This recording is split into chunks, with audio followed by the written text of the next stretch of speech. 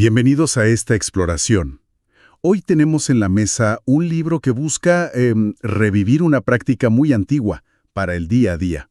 Para el siglo XXI, nada menos. Exacto. Se titula Que el Señor te bendiga y te guarde, de Rubén del Prado Palos. Y el subtítulo, el subtítulo lo dice todo. 7 semanas de bendiciones inspiradas en los salmos de la Biblia. ¿Así es? Nuestra misión hoy es entender qué significa realmente bendecir, según este autor, y cómo propone que lo hagamos de forma práctica. Exacto, porque la premisa del autor es bastante ambiciosa. No solo quiere que quien lo lee reciba bendiciones, sino que se convierta en un agente activo. ¿Un agente de bendición? Justo. Vamos a analizar cómo construye ese argumento y qué herramientas le da al lector para, según él, volverse un canal del favor divino para su familia. A ver, metámonos de lleno en eso. En la introducción, el autor Rubén del Prado Palos deja clarísimo que su libro tiene un doble propósito. Primero, que la vida de quien lo lea sea bendecida. Y segundo, que esa persona use el libro para bendecir a otros. Lo llama, y me gusta la frase, un acto de amor y protección. Fíjate que lo que es fascinante aquí es cómo eleva el concepto. No lo trata como un simple desearte lo mejor. No, para nada. Para el autor, bendecir es una poderosa oración de intercesión espiritual y, más aún, una colaboración con Dios. Hay una frase que creo que es el corazón de su tesis. A ver. Cuando bendices, te conviertes en una extensión del amor de Dios. O sea, le da un rol protagónico al creyente. No es un receptor pasivo. Es un participante. Totalmente. Pero eso me llama la atención, porque al darle ese poder a cualquiera, al democratizar la bendición, ¿no se corre el riesgo de que se trivialice? Claro. ¿De que se convierta en una especie de fórmula mágica en lugar de algo, más profundo? ¿Cómo lo justifica el autor? Es una excelente pregunta, y él parece anticiparla. Reconoce que, históricamente, bendecir era tarea de figuras de autoridad, sacerdotes, profetas, reyes. Claro. Pero su argumento central se apoya en una reinterpretación del Nuevo Testamento. Cita la primera carta de Pedro, que dice que todos los bautizados son un real sacerdocio. Ah, claro. Y a partir de ahí concluye que si son un reino de sacerdotes, entonces tienen no solo la autoridad, sino casi el deber de impartir bendiciones. O sea, fundamenta esa democratización en una base teológica muy específica. No es una idea sacada de la nada. Para nada. Y para reforzar la seriedad del acto, hace una afirmación muy potente sobre la naturaleza de una bendición. ¿Qué dice? Sostiene que atraviesa distancias, fronteras y tiempos. Y lo más fuerte, dice que una vez impartida, no se puede cancelar y empieza a obrar hasta que cumple su propósito. ¡Wow! ¿Eso es? Le atribuye una permanencia, un poder casi ontológico a la palabra. Le quita cualquier trivialidad, no es un deseo pasajero, es un acto con consecuencias. Ok, entonces la premisa es que cualquiera puede y debe bendecir, y que es algo muy poderoso. Suena bien en teoría, pero ¿cómo lo estructura para el día a día? Y ahí es donde el libro se vuelve un manual muy práctico. La forma en que está armado es súper directa, no hay pierde. A ver. La estructura central son 7 semanas. Cada día tiene una bendición asignada, sumando un total de 49. Y lo crucial es que cada una está inspirada en un salmo de la Biblia. En orden, me imagino. En orden correlativo. La del día 1 se basa en el Salmo 1, la del día 2 en el Salmo 2. Y así, la elección de los salmos me parece interesante. ¿Por qué los salmos y no, por ejemplo, los evangelios? Creo que esa elección es clave. No usa textos doctrinales como las cartas de Pablo, ni la narrativa de los evangelios. Elige la poesía. La parte más visceral de la Biblia. La más visceral y emocional. Los salmos son un compendio de la experiencia humana. Hay desesperación, alegría, peticiones de justicia. Tiene sentido. Apela al corazón, no tanto a la cabeza. Busca generar una experiencia devocional diaria. Para que la gente se haga una idea del estilo, leamos un fragmento de la primera, del día 1. Dice: Que el Señor te rodee de gente sabia, que el Señor te conceda ser como un árbol plantado junto a corrientes de agua. Es un lenguaje muy personal. Muy personal, sí. Siempre en segunda persona, como si te lo estuvieran diciendo a ti directamente. Totalmente. Son invocaciones que piden acciones divinas muy concretas y visibles. Y casi todas, por no decir todas, terminan con la misma fórmula. En el nombre del Padre, y del Hijo, y el Espíritu Santo. Amén. Exacto. Y eso no es un detalle menor. Establece un patrón ritual, un marco litúrgico, convierte la lectura en un pequeño rito diario. Bien, entonces ya tenemos el propósito y la estructura. Ahora, al leer las 49 bendiciones, es inevitable notar que ciertos temas se repiten mucho. Sí, Uno de los más notorios, diría yo, es el de la protección.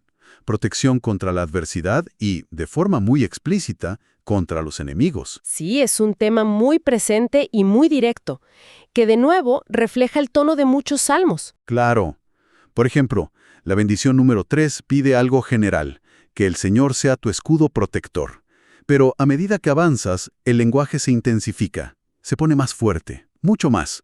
La bendición 35, basada en el Salmo 35, es muy contundente, que el Señor te defienda de quienes te atacan y combata a quienes te combatan. Entiendo que se basa en los salmos, pero pedir que tus enemigos queden avergonzados y humillados suena, a primera vista, poco alineado con lo de amar a los enemigos, ¿no? Es una tensión teológica fascinante. El autor lo aborda.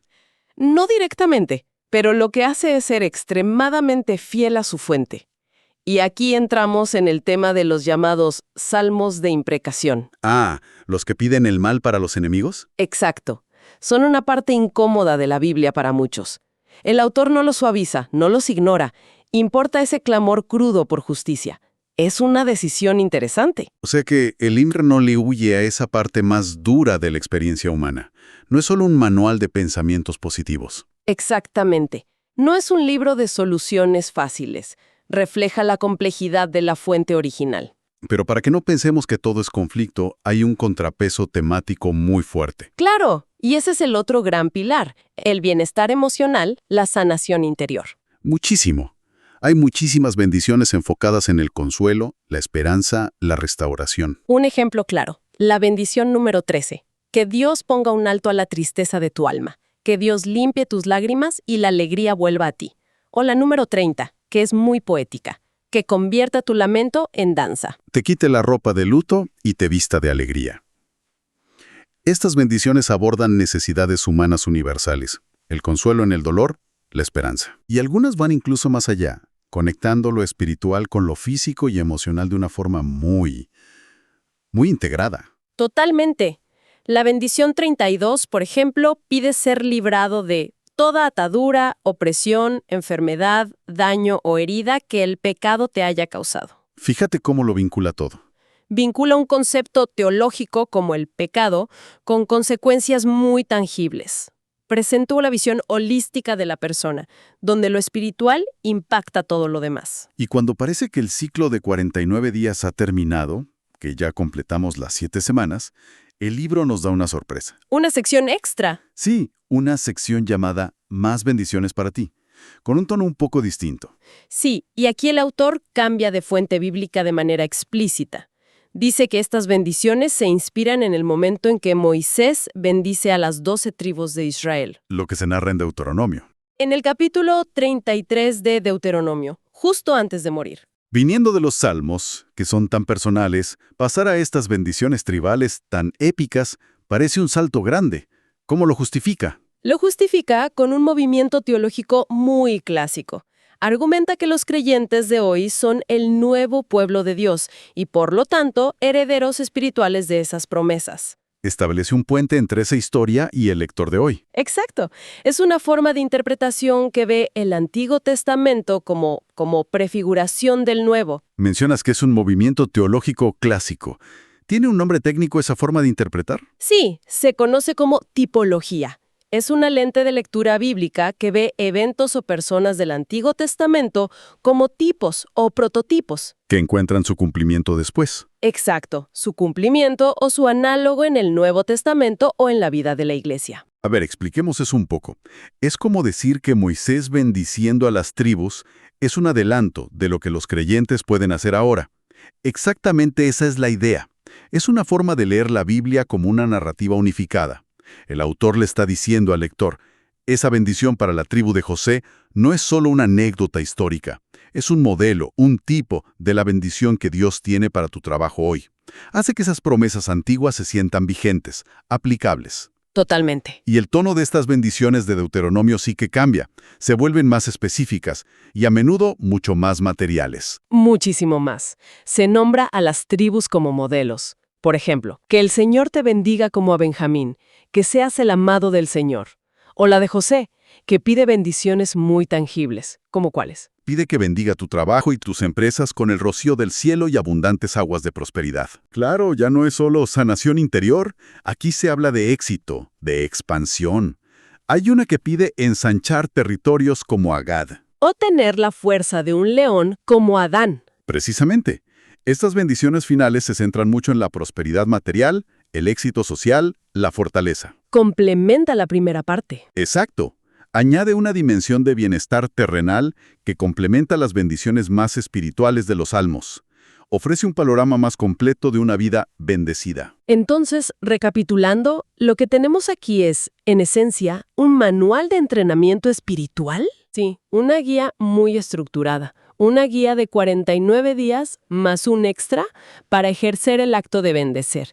Y lo hace usando dos fuentes muy potentes, la emoción de los salmos y las promesas históricas de Deuteronomio. Así es. El autor, Rubén del Prado Palos, ha hecho un trabajo de destilación. Ha tomado conceptos teológicos y textos bíblicos densos y los ha convertido en invocaciones sencillas, directas y repetibles. Una herramienta para el día a día. Es una herramienta diseñada para la devoción personal, para ser usada de manera activa y constante. Y todo esto nos deja con una idea final que me parece que trasciende al libro mismo. Sí, el autor afirma al principio que una bendición, una vez pronunciada, es irrevocable y permanece activa hasta cumplirse. Una afirmación muy rotunda. Muy rotunda. Y, independientemente del marco de creencias de cada quien, eso nos obliga a plantearnos una pregunta. ¿Cuál? ¿Qué efecto tiene en nosotros, en nuestra psicología y en nuestras acciones, el acto de formular y verbalizar intenciones positivas, ya sea para nosotros o para otros? Es una pregunta clave. ¿Qué poder reside en la palabra declarada, en ponerle nombre y voz a un deseo de bien para alguien? Una pregunta que resuena mucho más allá de las páginas de este libro. Definitivamente. Algo en que pensar.